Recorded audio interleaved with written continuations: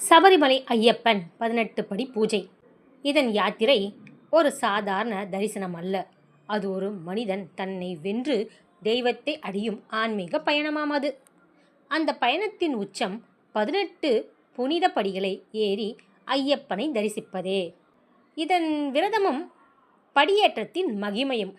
கார்த்திகை மாதத்தில் பக்தர்கள் மாலை அணிந்து ஒரு மண்டலம், அதாவது 48 நாட்கள் கடுமையான விரதம் இருந்து இருமுடி சுமந்து சபரிமலைக்கு வருகின்றனர்.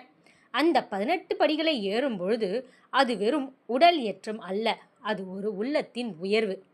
18 என்ற எண் இந்து சமயத்தின் ஒரு முக்கியமானது.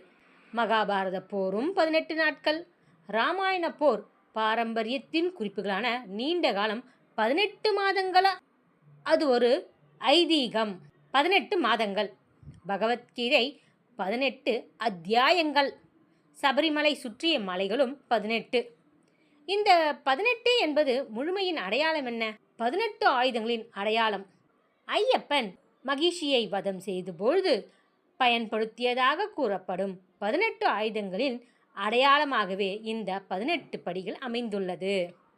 அவை வில், வாள், வேல், கதா, அங்குசம், பரசு, பிந்திய பாவம், பரிசை, குந்தகம், ஈட்டி, கைவாள், சுக்கு மாந்தடி, கடுந்திவை, பாசம், சக்கரம், ஹலம், மழு, முசலாம். இந்த 18 படிகள் வெறும் கல்லல்ல, மனிதர்களின் உடல், மனம், ஆன்மா.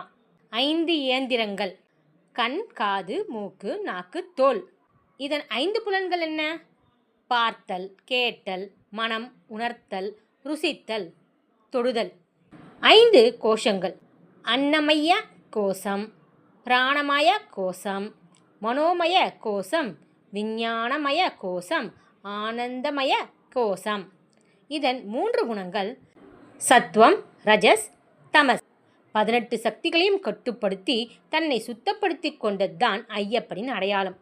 இதன் 18 நாமங்கள் என்னவென்றால், ஒவ்வொரு படிக்கும் ஒரு நாமம் உண்டு.